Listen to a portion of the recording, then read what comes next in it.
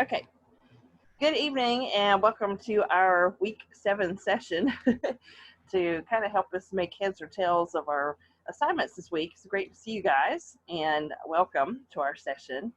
It's really a blast being able to do joint sessions with Professor Donald and your class. So thank you so much for being open to that opportunity. It's been a lot of fun for us, so hopefully you guys find it to be very helpful. And tonight we're going to talk a little bit about the written assignment that's due for this week. And we'll, as a part of that, we'll look at the shared leadership model. I'll share about that in a little bit. But I'll go ahead and kind of back off, and Professor Donald, if you'd like to start, and then we'll go from there. Okay. Do you want to go to the discussion first? That's the kind of first thing that's done. Okay. So for this week's discussion questions, we have a scenario that we are discussing regarding decision making. And in it, it kind of comes across as being a little confusing. So I thought maybe we could address this tonight, and feel free to jump in there as well, Professor Donald, and any folks that may have some questions about it.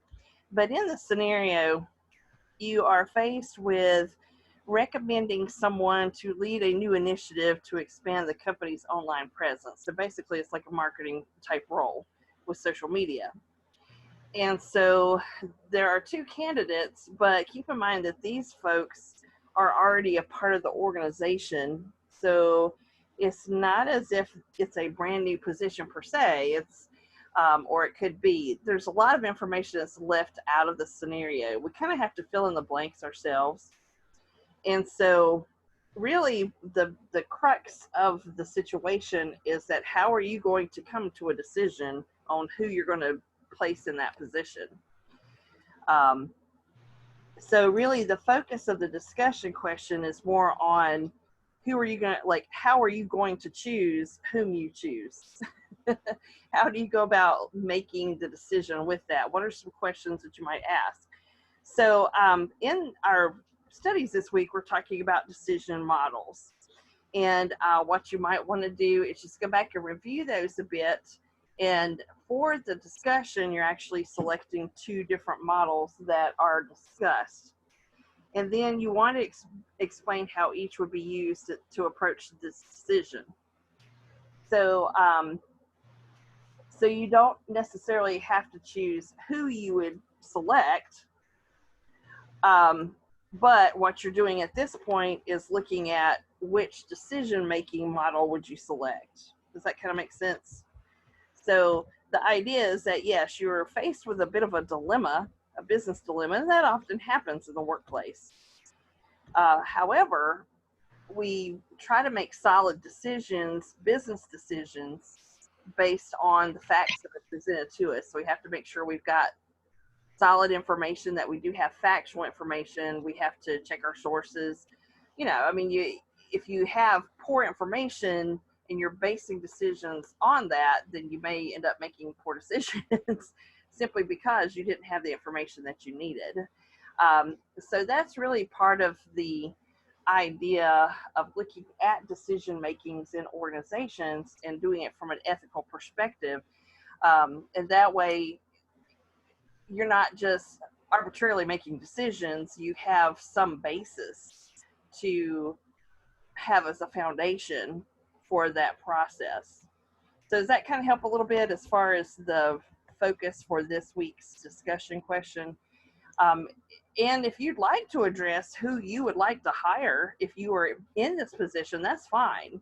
You can really kind of take any type of approach with the discussion in terms of, you know, if I were the person making the decision, these are two decision models that I would look at.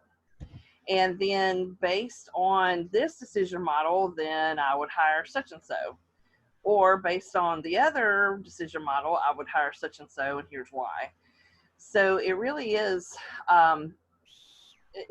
that's kind of what the focus is for this week. Does that kind of help a little bit? Sometimes when we are looking at discussion questions, trying to make sense of exactly what the major point is. It kind of helps to break it down a little bit. Does anybody happen to have any questions? Or Professor Donald, would you like to add anything? I did share with my class some videos on each of the decision-making processes and steps that's involved in those decision-making processes. So if you haven't looked at those, be sure that you look at those, because it definitely will assist you in how you go about that decision-making process, and walk you through those steps overall. Very good. And I will also be sharing some information with my class as well in that regard. So hopefully that will help you guys as we move forward through the week. And, you know, based on that, if you've already posted for the week, but you'd like to go back and add information, that's perfectly fine too. So that's perfectly fine. All right. Well, then I guess we'll go ahead and segue, if you guys are good, we'll go ahead and segue into our talk tonight about our written assignment. Professor Can Donald, everyone see the screen? Yeah. Okay. Yeah. Go ahead.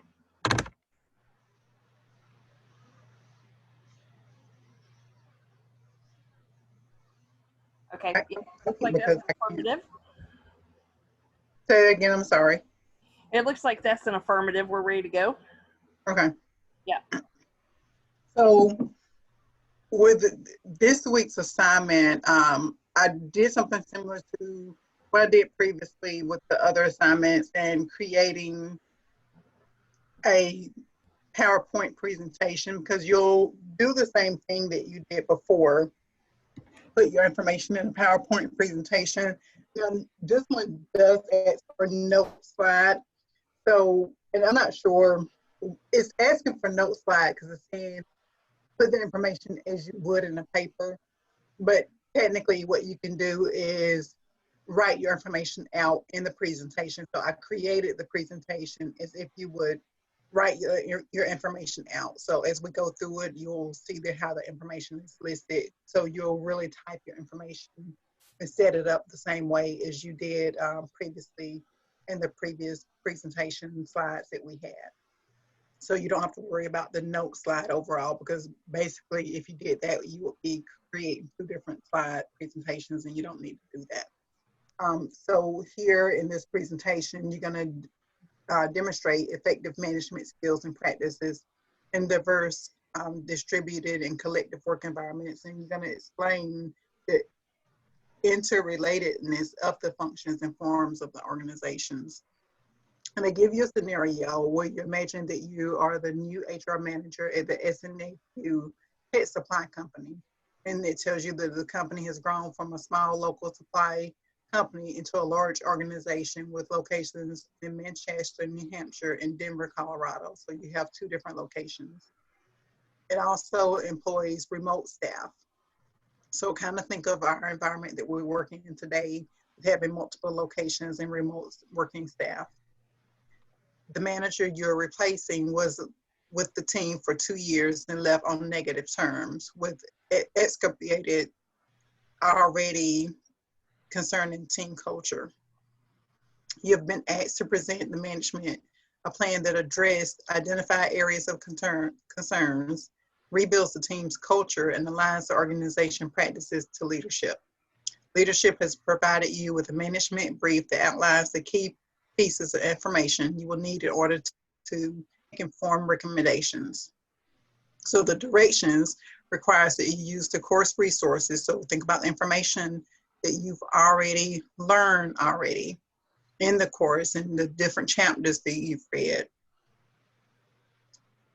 to help you make these decisions.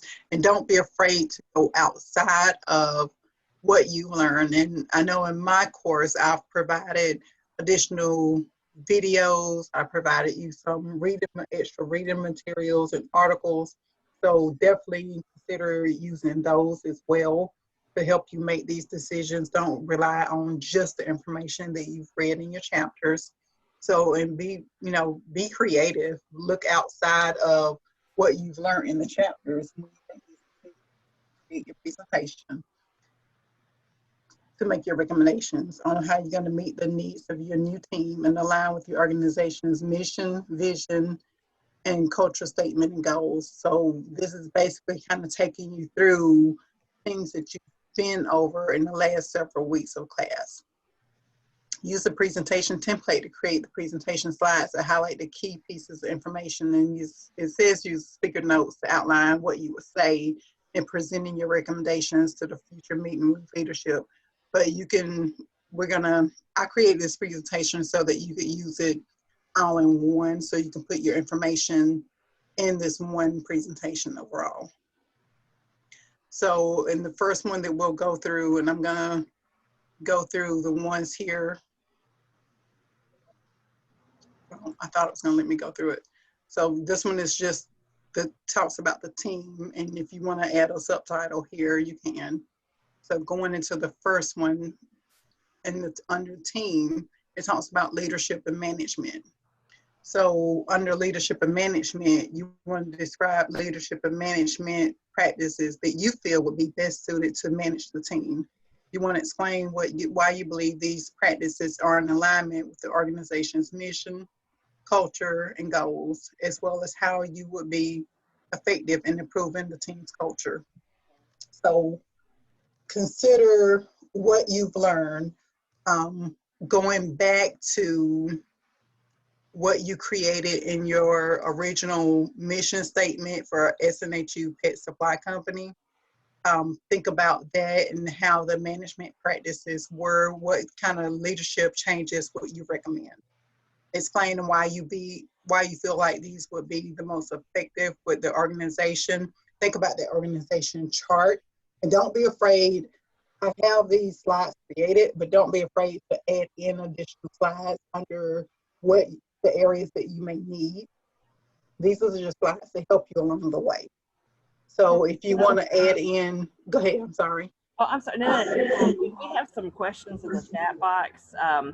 I'll read them out real quick, and then that way we can address them. Let's see. I thought it was much easier to write the information in the PowerPoint presentation. Sorry, my son stepped outside. Rather than having to do the PowerPoint and then rewrite everything in a Word document.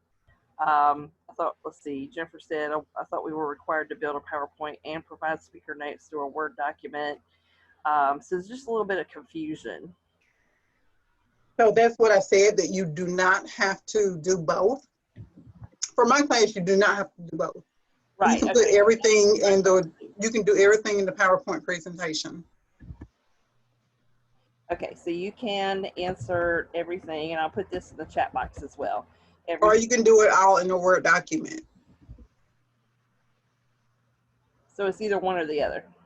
Right. Or in the Word document. Okay. But this is just providing you an outline of how to do it. Okay, so guys, does that help a little bit? So in other words, you don't have to, again, recreate the wheel.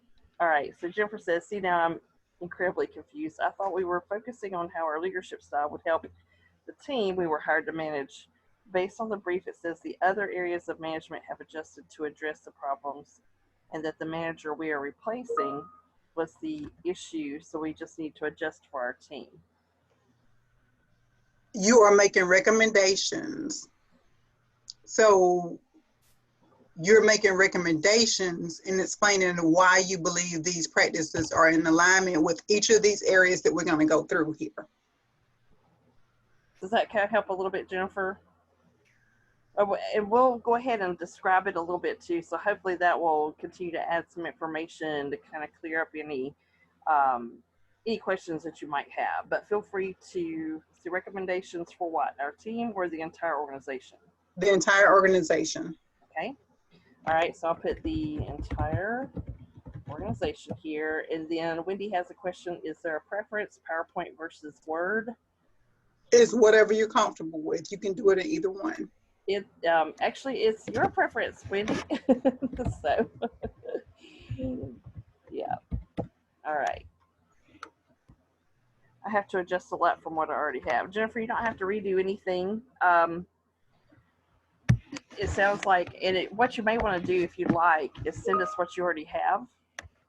You know, send your information to, you know, via email, and we can, and you know, If she already has it in Word, she can keep it in Word. does that help?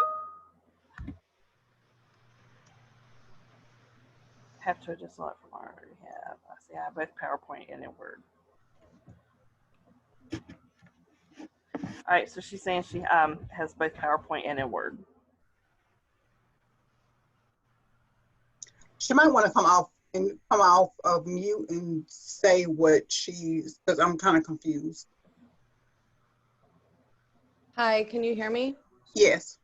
Sorry. So originally, before you guys had just started this Zoom session, based on the prompt, it seemed like you had to build a PowerPoint slide and then write out what you would say in the presentation in the Word document, which made sense, because if you put everything in the PowerPoint, I feel like that's a lot of words per slide.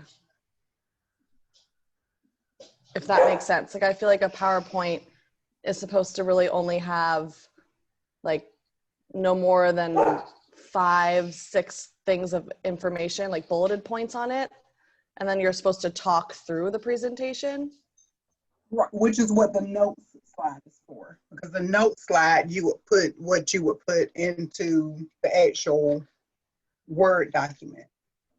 That's why I said that you could do, versus doing a notes slide, you could either do it in Word or put everything in the PowerPoint. And so just like I have this listed, you would have probably 2, or somebody might have 3 paragraphs depending on the font that they use.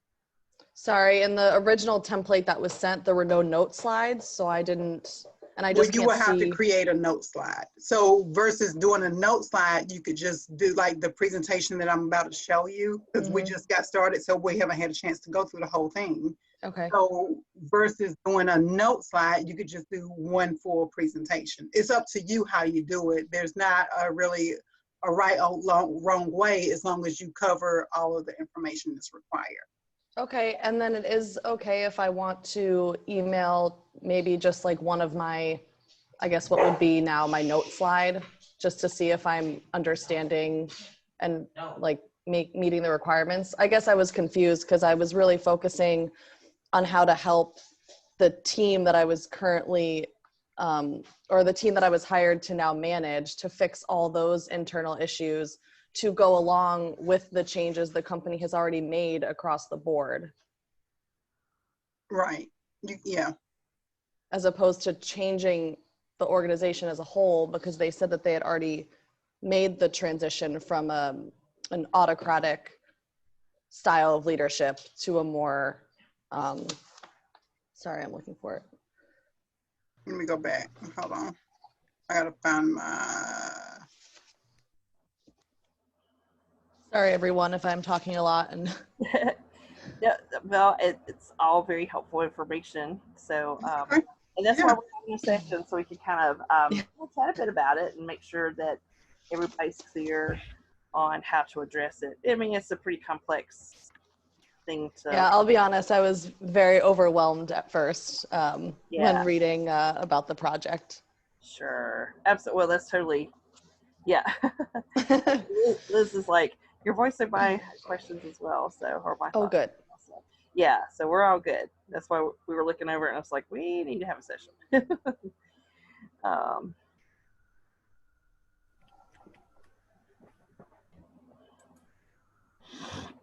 Excuse me.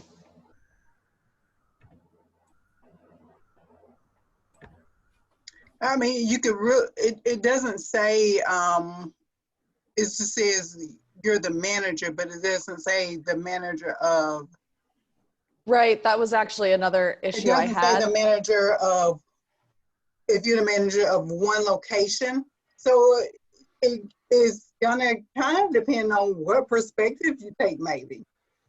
Okay, I took the perspective. I look at it in the perspective of you're the overall manager of the company, because it doesn't say that you're the manager of, because you could be the manager of one location, or you could be the manager of the company, because I look at it as the manager of the company. It doesn't say.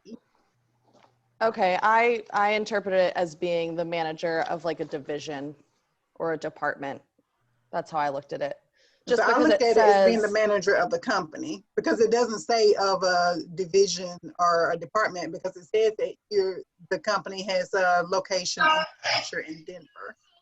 Okay, I guess the reason I thought mine is because there is a paragraph that says leadership has created a new organizational goal that focused on improving employee satisfaction and giving managers more autonomy over their managing teams. So since it was referring to me as a manager and not a leader, that's why I went the route as if I had a team. So is my way wrong or just different? Like, is it okay? It's just different. Okay. It's just different. So it's still acceptable if that's kind of the approach that I took. Because you could take it as I'm the manager of this division over in New Hampshire or Denver, whichever one.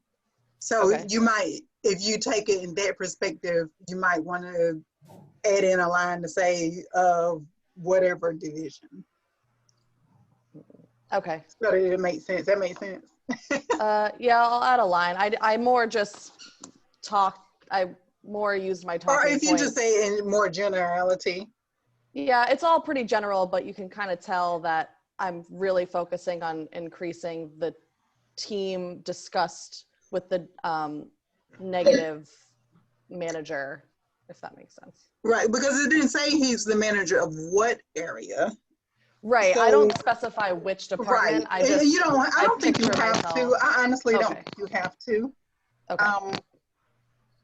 And I don't think it's a ding one way or the other. I'm not looking for someone to specify what area the management style is leaned toward. Like you said, is more the generality of it. And you're just explaining why you believe these practices are aligned with because you're still talking about the organization's mission and the culture and the goals. I do, yes. And improving the team's culture. So that's not going to change anything. Okay. Thank you. And like I say, if you can do it in a presentation in the PowerPoint, that's fine. But if you feel like you need to do it in Word, then it's just based on. So just to confirm, if I did it in PowerPoint, I would build a standard PowerPoint slide, and then the next slide would just say notes, and then however many slides it takes to finish the notes before moving on. Well, or you could do it all in, just like this is set up here. You can do it all in here. You're just gonna make your font smaller. You wouldn't. You see what I'm saying when I say you don't have to do a note slide? You can just put it all in here, because the note slide is gonna be the same thing as this. Okay, so you're more concerned about the information, not making like a slide that would look like a presentation for a formal, like with bullet points or anything. You just want the information. Right. Now you can add in, and that's what I was saying. I was about to say that. You can add in, you don't have to stick to just what I'm about to present here. Because we just got started. So you can add in additional slides as you need to. So like if you want to add in the organizational chart that you created last week, to say this is the organizational chart that we have now changed to, and you want to talk about that. If you want to talk about the mission that you created, and then you want to add something in about those, add in additional slides so that you're going to have room to talk about those things. So you wouldn't be putting all of that on this one slide here. You add in additional slides so that you talk about each of those areas and present that information. Does that make sense? It does. Thank you. Sorry I hijacked. You can continue with where you were going to go. I'll save the rest of my questions for later, if I have any. Okay, and I was going to say that Wendy had a question or a statement, I guess, kind of a question. So we're using the PowerPoint more like a document than a slideshow. Right, correct, Wendy. Okay, good. All right, awesome. And then Tim says, this is starting to make a lot more sense. Good. That's what I'm saying. I'm trying to find a way to make it easy for everybody. versus trying to create all of these different slides and documents and presentations. So I just didn't think that was beneficial to what the assignment is looking for. Okay. Let's see, Jennifer, thanks for letting me. Oh, okay, awesome. Very good. Very good. And sometimes it just helps to kind of talk through the scenarios. We all kind of process things a little differently. So glad you were able I to. just thought all that creating the notes and doing that, I was like, that's just too much. It's way too much. I'm like, no, they don't need to do all that. That's too much work just to say what they got to say. Yeah, yeah. Well, I mean, obviously, if this were a real life scenario and you really had to do a presentation, that would be different. Again, it's just to kind of get you to think from that higher level of an organization of how you would go about doing it if you were in that position. So, Right. yeah, good. So then on the next one, you're going to discuss the followership. I didn't know that followership was a word until I read this. I'll be honest. So you would explain how you would leverage your strengths as a leader to strengthen the team's effectiveness and culture. Also explain how your strengths could be used to develop followership within your team. So here you want to consider, your strengths as a leader and talk about that briefly and how that you can use that to strengthen your team overall and how that's going to make the team strengthen as far as the team's effectiveness and culture. And think about going back to what you learned about culture overall and explain how you can demonstrate this in using your strengths to develop followership within your team. So how you will get your team to follow you in your leadership abilities. Think about why people follow leaders and what type of leader you are or why you follow another leader. So, and thinking about what type of leader you are, you want to bring some of that up from the previous discussions that we had in class and bring that into it. So you could talk about you're this type of leader, and this is why people would follow you, and this is how you could effectively plan this and build the team's effectiveness in the culture and the company overall and within your team. And you probably wouldn't need but maybe two slides for that area. If you could, if you're using a PowerPoint and you want to put it all in one slide. So that would probably only take you one paragraph or two paragraphs at most. I know a lot of people like to think about how many paragraphs do I need? I get that question a lot of times. How many paragraphs does this have to be? So that right there will probably only take.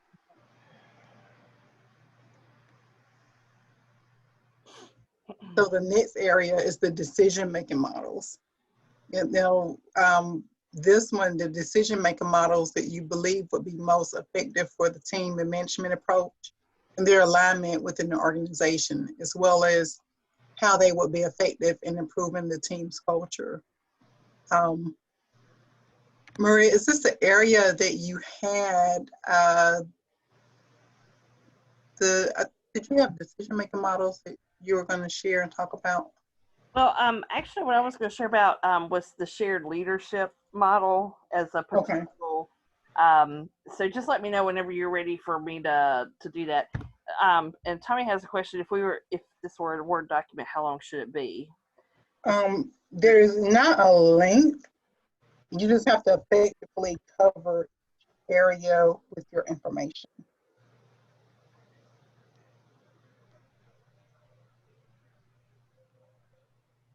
So, does that kind of help a little bit?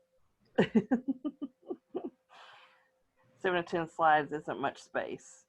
Yeah, that's true. So that's what I was saying earlier. I'm not sure if he was on the call at that point. You can add in slides.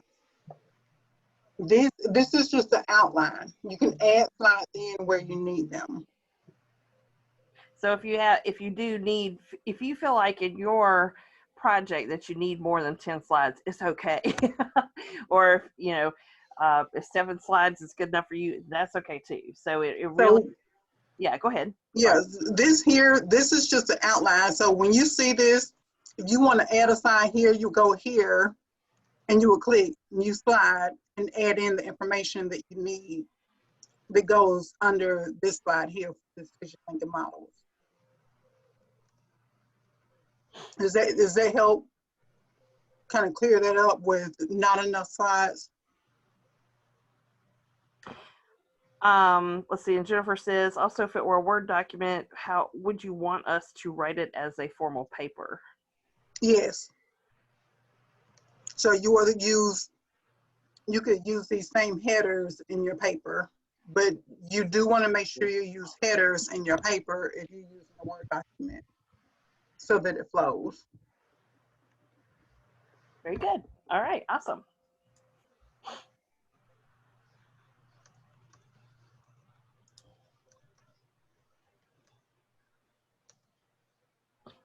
All right. Would you like for me to share about the shared leadership model at this point, or do you want me to wait? You want to finish? Did they go with the decision making models? Say that again. Did it go with the decision making models? No, it went with a different part. So I'll wait. Okay. Yeah, just let me know when you're ready for that. Okay. Let's see. So emotional intelligence. You'll see here, describe the considerations for ensuring your management practices are emotionally intelligent and inclusive or diverse perspective, needs, and roles within your team. Explain why you believe they are in alignment with the organization and how they would be effective in improving the team's culture.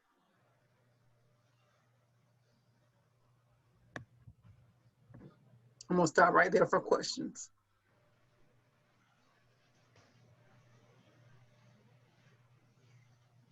Okay, anybody happen to have any questions before we move forward?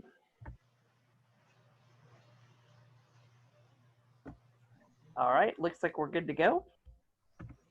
Okay. Sorry. I have a question, Sarah. So the emotion that would be like related to the company, like the workers. I don't know. I was stuck on the slide last night and I couldn't really understand that slide. I'm just like confused. You're talking about like with what emotional intelligence is, Yeah. or how? Like how do I was just stuck on that slide last night and I just couldn't understand like the question, how they were asking it. Okay, sure. Well, if you don't mind, Professor Dial, do you mind if I? Go ahead. What I'll share about emotionally intelligent. Basically, what you're trying to do as a manager in this scenario is how would you have empathy towards your team members? So it's almost like you have to kind of put yourself in their shoes. Really, emotional intelligence is about a person being self-aware enough to know you've got strengths and weaknesses. Where are you strong and where are you weak? But emotional intelligence also has to do with understanding where other people are coming from. So you're kind of approaching this particular point in the assignment, and you're looking at diversity in your group. Imagine that you are the manager of a very diverse group of employees. You may have single parents. You may have kids that are in traditional age, the traditional age college that are working there part-time, just to make extra money. So if you kind of think through who your employees are, you're going to have to use your imagination just a little bit, but think about how many different types of ways. Everybody who's a part of your team is an individual, a unique individual. So you would look at their perspectives, their needs. If it's a single parent who may need to have a little flexibility with a schedule, how would you emotionally intelligently handle that with that person? So you look at the roles as well. So when you're looking at the considerations that you would need to have in terms of, would you have to work with that single parent to have a slightly flexible schedule, or whatever other scenario that you can, that you think of. Explain why you believe that practice would be in alignment with the organization, and then how is that going to help the team. You have to be careful with this, though, that you are practicing organizational justice. I think projects like this help you to kind of think through the balancing act of, you have to act ethically, you can't show favoritism. However, you have to be empathetic towards your team. So how can you balance the two? Does that kind of help a little bit? That's why you see when we're working on projects like this, there's a bit of wiggle room in there. It gives you a chance to kind of grapple with the tough topics of, I have to be aware of diversity. However, there is equity and equality in the workplace that I have to honor and act toward as well. So what do we do with that? And then the overall effect is, how is this going to help improve the team's culture? Right now, you kind of took over in a situation where you have a demoralized team. So now, what can you do to develop that trust through an emotionally intelligent, empathetic point of view? Does that kind of help a little bit? Yeah, it makes a lot more sense now. Oh, good. The wording of the question was confusing to me. That's all. It is a little confusing. And two, you may want to look back at the discussions in the area and think about that overall. But how Professor Kurthart worded that and described that was great. So and then think about if you can use an example in the area. So in describing that, you can say, for example, just like she gave that example, you can say, for example, in this situation, I would ... Right. So that'll kind of get your point across. Mm-hmm. Okay, so Sharonda came in a little bit late into our session, and she said, is this PowerPoint just an example, or will we have this outline? This is the template that's provided in the classroom, and what has happened is Professor Donald has added some information in there to kind of break it down for you guys. So basically, you do have the template. This is one way that you can do the assignment. Does that kind of help a little bit, Sharonda? Just make sure we address your question there. All right. So the second part of your assignment goes into communications and the collaboration across functions. So the first area is going to talk about forms and functions. So you're going to explain how the various forms and functions of the organization impact the team, and also explain how the team impacts the various forms and functions across the organization. And I'll give you a perfect example of this, because we just went through a transformation in our organization. So we had a whole complete system change. So you want to think about when you have something that happens, if you change one form. So think about, even with this, for example, think about how the impact of using the PowerPoint versus the Word impacts you. Or think about if you're not given the option to use Word or PowerPoint, think about how that impacts you. So think about how a form and a function impacts you. Think about how the function of the organization impacts you. Like the function that I'm in is human resources. So think about when human resources is changed, or anything is changed in human resources, how that impacts the whole organization. Because I can tell you, when our function was changed, it impacted, some people might not think that it impacts everyone, but and sometimes we've had changes, but it has not impacted anyone.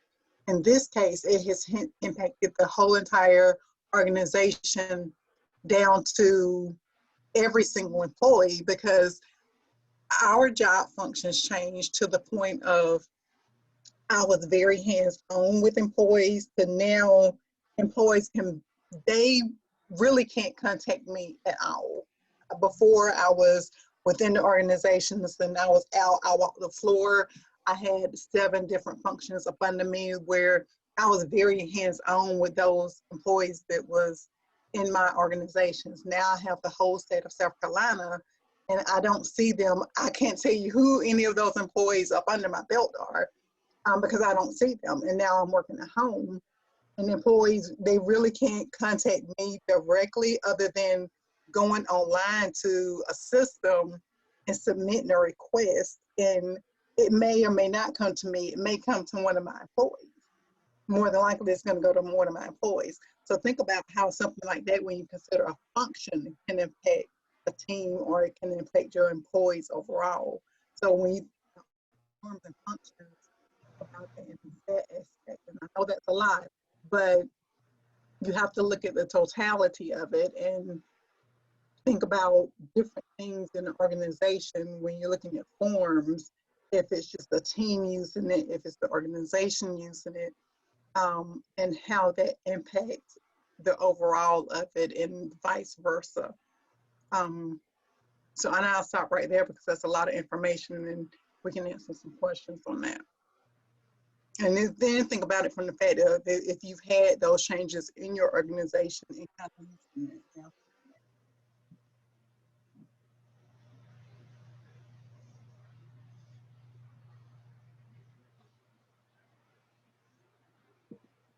This says, what does the form portion refer to in the assignment scenario?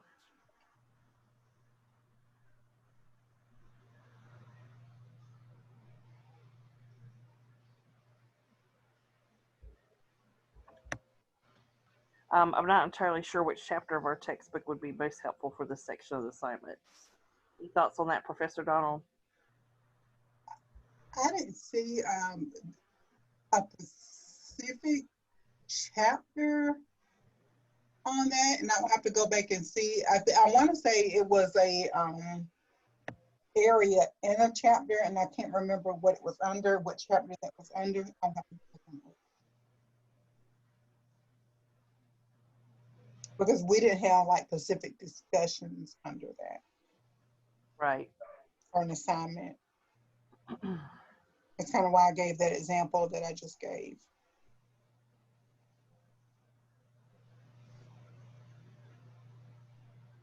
Okay. All right. Any other questions?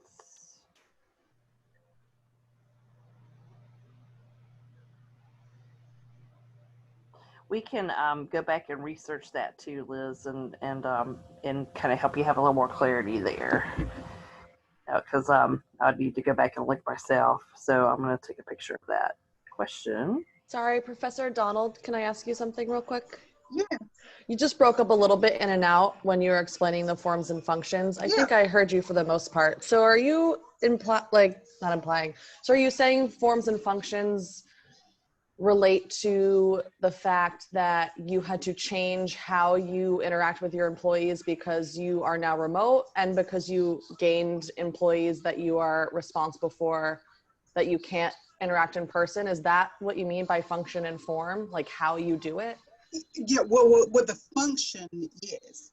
So with the function, you know, your function can be because the function itself changes. So in my function, I'm still within HR, right? Okay. But before I had 7 centers that I covered, which were centers that handled operations in the airport. Now I have the whole state of South Carolina, which can be any area of the company up in South Carolina. If it falls in South Carolina, it's mine. So if it's freight, if it's SCS, if it's operations, if it's sales, it's mine. So where I go from about 1,000 employees, I don't know how many it is now because I'm scared to look, I won't lie, I have not looked at the number, but I'm probably missing a couple of areas.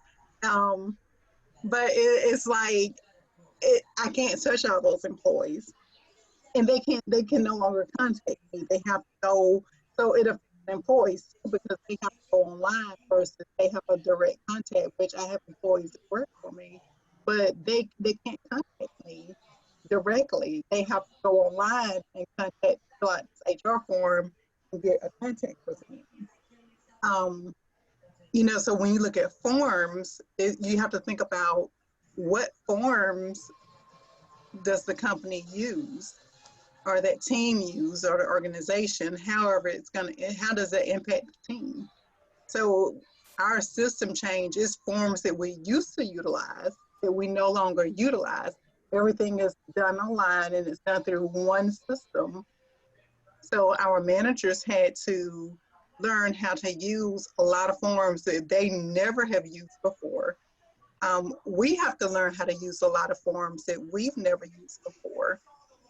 So you have to think about when you go through changes, how things can change, and the forms and the functions of the organization might impact the team, and how it is going to impact the various forms and functions across the organization overall. So is it a team impact? Is it an organizational impact? And with ours, it was a team and an organizational impact. So think about the forms and the functions. And I've added a note to our chat as well. You want to think about the 4 major functions, the POLC framework as well. Maybe that'll help to kind of clarify a little bit on the functions side of that, as far as managerial functions with planning, organizing, leading, and controlling. Okay. Awesome. All right.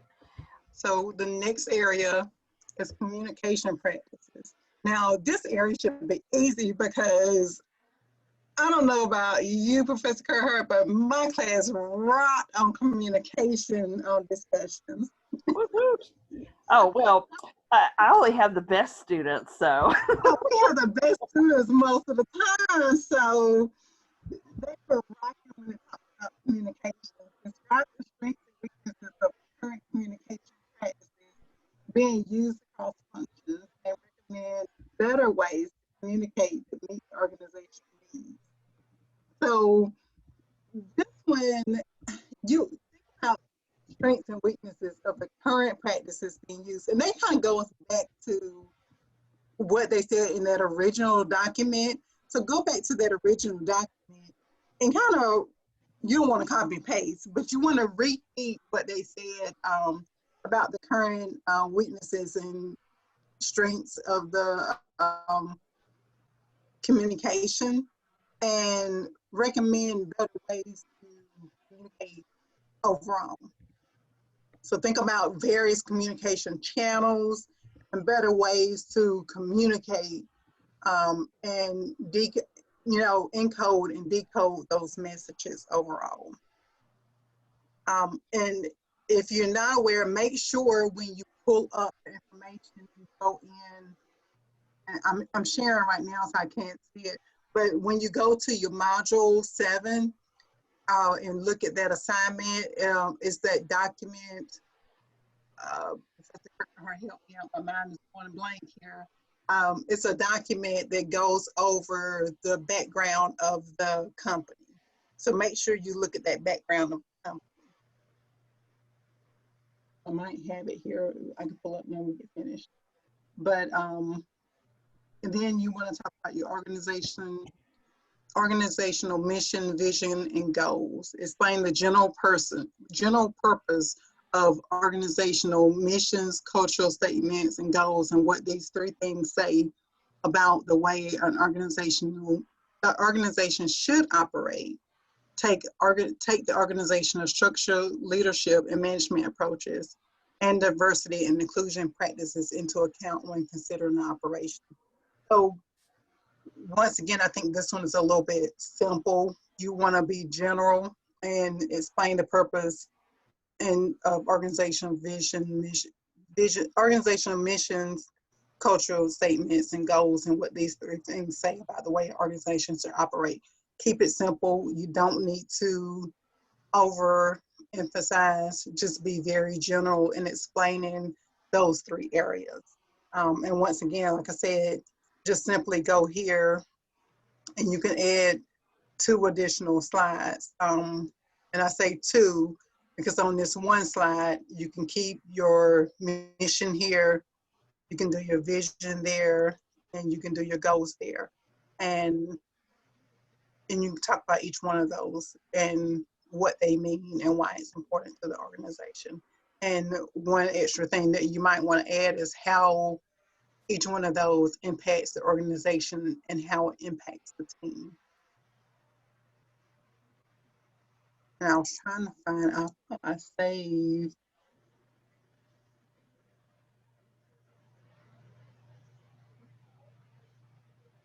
Information. Does somebody have a question on that?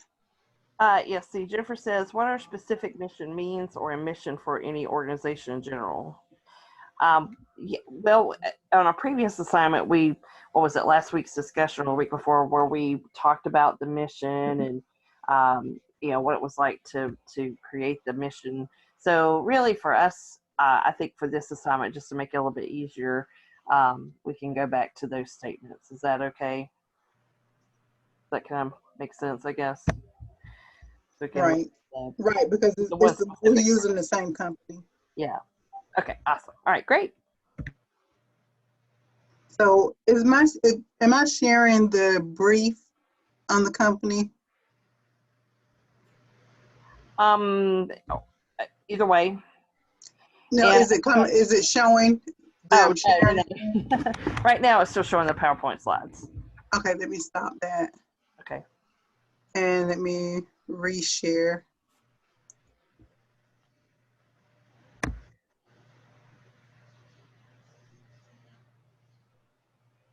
Thank you guys for logging in tonight, because again, we appreciate having the opportunity to kind of walk through and just have a chance to connect with you and answer questions that you may have and hopefully bring some clarity. It's when your professor's looking at the assignments going, we may need to have a meeting on this with folks, then we're on your side. So all right, Wendy, thanks for your kind words. So when you go to your module, Awesome. Okay. There's a brief that gives you some background information on the organization. Make sure you look at that, because that it is going to help you with a lot of background information on the organization. It gives you an overview. It gives you the mission here, the culture, the goals. It tells you about the organizational structure. And you can see it talks about it, it lists it. It talks about communication right here. And it talks about the management approaches. It talks about the team culture. So be sure that you read that information, because that will help you a lot as you answer some of those questions and write out your information in that.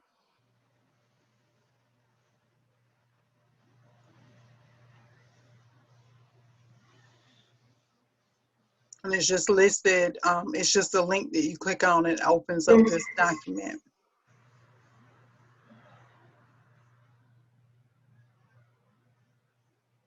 I thought somebody said something, I'm sorry. Anybody happen to have any questions or comments or anything so far? And Professor Hurt, you was going to share some additional information with them. Yeah. So in looking at this, Professor Donald and I kind of had a brief discussion about perhaps of a suggestion of a leadership model that you could potentially use in a situation like this.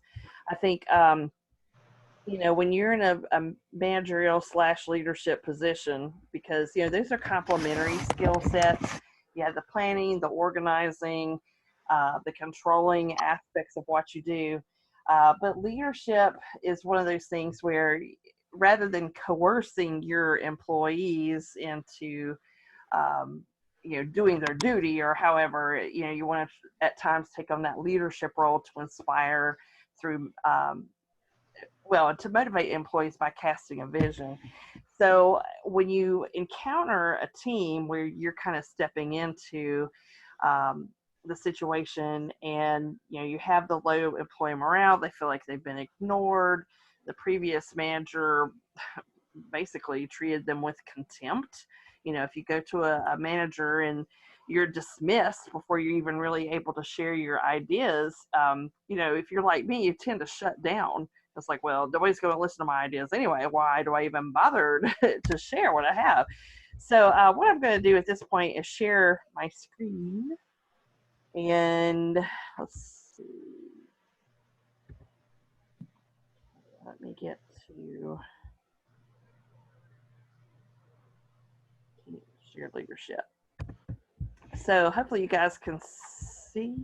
Let me make sure you can. I don't know if I shared it or not. Okay, can you guys see where it says individual leaders to share leadership? Yes, I can. Okay, all right.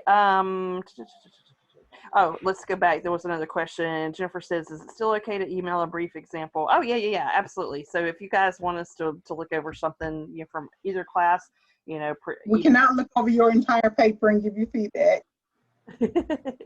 So, all right. So a shared leadership model, basically what you're doing in this type of model, and again, this is a suggestion. You don't necessarily have to go this route, but I thought it might be helpful to kind of look at this particular scenario just in case you have to go in and take over a situation like we've described.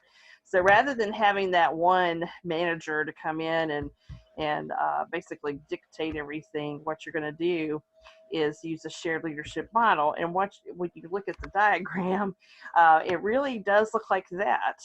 What you're doing is you're empowering your team to be able to have ownership. I mean, think about it from this perspective. I can tell you what to do all day, but at some point, you're an intellectual and you do the job and you probably have some wonderful ideas. But if I'm too busy bulldozing over you to listen to you, you're going to shut down and you're going to be probably really frustrated.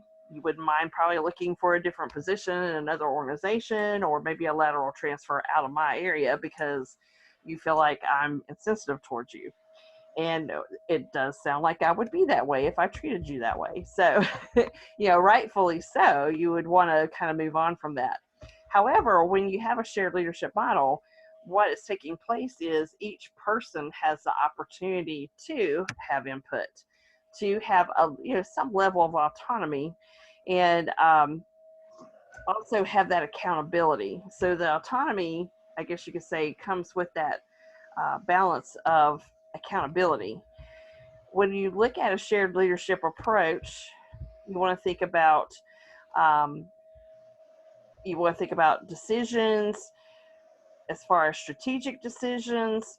You have the representational, I'll get it out in a moment, management team with overall coordination and management responsibilities. So in other words, you'll have, it's not that you have no leader in a shared leadership approach, but you do have leadership that's shared among team members, where think of it from this perspective. You have team members that have strengths and weaknesses. So you may have a team member in your group that is a really strong communicator, or you may have a team member that's in your group who is a great trainer. That would be someone that you could help some of the employees that maybe share with you that they have a weakness in a particular area. You might utilize the employee who has a strength in that, who's a strong trainer, to go in and help them. And what would happen there is it builds confidence in both the learner as well as the trainer. And you as a leader have the opportunity to kind of invest in that relationship. Hopefully that kind of makes sense. But you'll have to see that even in the school district. You may have stronger students who are selected by their teacher to tutor the weaker students to bring them up to the same level. So it's kind of the same concept in an organization. Then you think about management teams being diverse. And when we think about inclusion, diversity and inclusion, from a shared leadership model, recognize that everybody's opinion matters. And you have to kind of create a safe space for people to interact with each other with their ideas. When we look at it from an organizational justice perspective, no doubt you've been in an organization where maybe there was the one employee that was avoided because they were either misunderstood, or maybe they came across as maybe the gadfly in the ointment, so to speak. uh, the one person that likes to stir the pot, and that person is purposely left out. So inclusion does mean including all of the perspectives here. And then with structure, self-management or self-managed staff teams may mean that you have your lead manager, of course, because somebody's got to be in charge at some point. However, with the shared leadership model, there's much freer communication between team members. Again, what you're trying to do is take away that autocratic, centralized decision making, and I would say make it more decentralized. And I'll put that in the chat box as well. So through a decentralization of that, people are more free, and they feel more encouraged to be able to speak up and share their points. And then I would say with communications, multi-directional and transparent.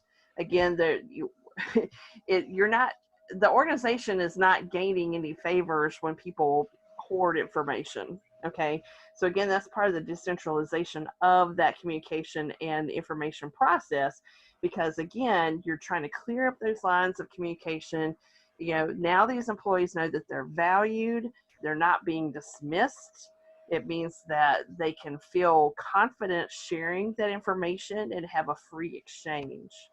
And then also, one other item to think about is the mutual accountability. So we often think about a shared leadership as far as the sum of the whole is greater than the parts. And that's what you call synergy. Now, that's a buzzword that's been used a bit in the past, but I like to share that concept because you may have maybe even a limited number of team members, but the idea is that you guys work so cohesively together that the outcome is greater than the sum of the individual parts. And that's where your team is truly empowered. That's where your actual self-actualize. If you're looking at from Maslow's hierarchy, the top of the pyramid, that's where you want to be. And then also, you can look at it from a creativity and problem solving. In the brief, it talks about how we're trying to reduce waste and increase sales. So that's where your team can get super, super creative with how can they, still provide consistently outstanding customer service and meet the needs of the customer, but, find ways to kind of trim off the fat, so to speak, to save money and to act more efficiently. Sometimes you'll find that if folks are tasked with that type of scenario, they really enjoy having the opportunity to think outside the box and to have some suggestions there. And then also, I would say too that more invested, accountable team members produce more. So they recognize that it's not just management looking over their shoulder, so to speak, as a micromanager. What's happening is each team member is accountable to each other. And so, if you know that you don't want to let your team down because everybody is interdependent, then you're going to strive and you're going to rise to the occasion. And so as a manager too, you have the opportunity to kind of speak life to your team to say, hey, I know what the situation was like before, but now this is what you're going to be able to do, and run with it. And if you need for me, as your manager or as your leader, to remove obstacles so that you can move forward and be successful, then let me know what obstacles I can remove for you. And then also, I would say that a shared burden is was it many hands make the burden light, but it's also a lot more fun. I think what you'll find is with the increased collaboration is that you'll have a real esprit de corps, so to speak, where people are really sharing that excitement with each other. So those are just a few thoughts concerning shared leadership as a potential for you to pursue. Again, what you're trying to do is lift the morale in a crushed team. They have been crushed and dismissed. And that's where, in this project, we're talking about having empathy for other people. Put yourself in their shoes. What was it like to feel like that? And what can you do as a leader to invest in them, to bring them up, to help them know that they're valued and that what they have to say is important? I'm on mute. What's that? Hi. Were you trying to say something? You were on mute probably before. So if you're trying to say something, you will need to come off mute. I think I may have caught somebody at the end of something. Oh, okay. I'm not sure. If I cut you off, I'm sorry. I didn't hear you. Well, somebody said I'm on mute, but I think they might have been talking to somebody else. Oh, okay. I thought they were trying to come off mute and say something and saying they were on mute. But... Okay. Well, thank you again for being available. Does anybody happen to have any questions or comments before we kind of break for tonight? Don't forget, if you'd like to review, let us know how we can help you. Also, be sure to reach out to us. We are both try to be very approachable with our students, and you guys are very important to us. So by all means, feel free to text text, email, call, whatever means works best for you, so that we can walk through that with you. Any other thoughts before we end our session tonight? I have a quick question, Sarah, again. The first slide, I have like a whole paragraph written, but I'm pretty sure I kind of messed it up or something, but I don't know if I can just keep that first slide, or I don't know, keep the first slide, or delete it and start over. Well, if you'd like for us to kind of review it with you, just to see. Yeah, I think I sent it to Professor Don last night. I was just confused on that first slide. Okay. What do you mean delete it? You don't. Why do you say? Sorry. Why do you say delete it? Well, because now I understand the first slide now, and I don't think it's the information that I wrote is related to the question. Well, I wouldn't say delete it. Maybe just go back and update it. Yeah, just go back and update what you have. Okay. Based on what we cover, and I'm going to send out for my students. I'm going to send out what I created, the presentation that I created. So if you want to utilize that, and like I say, you can add slides to it. So don't feel like you can't add to it, that you're just stuck to what's in there. So definitely feel free to add to it as much as you need to. Okay. So I'm going to send that out here just as soon as we finish. All right. Is that something you've already shared with me as well, or may I request it? I sent it to you last night. Oh, okay, perfect. I'll go back and find it. Thank you. All right. No, I didn't. I think, no. That's the one, that's from today. No, I didn't. Don't make me, I misspoke. I'll send it to you, just to be sure on the safe side, so you can share it. Okay, awesome. All right, well, you guys are wonderful. Thank you so much, and we'll look forward to seeing you in class. Have a great night.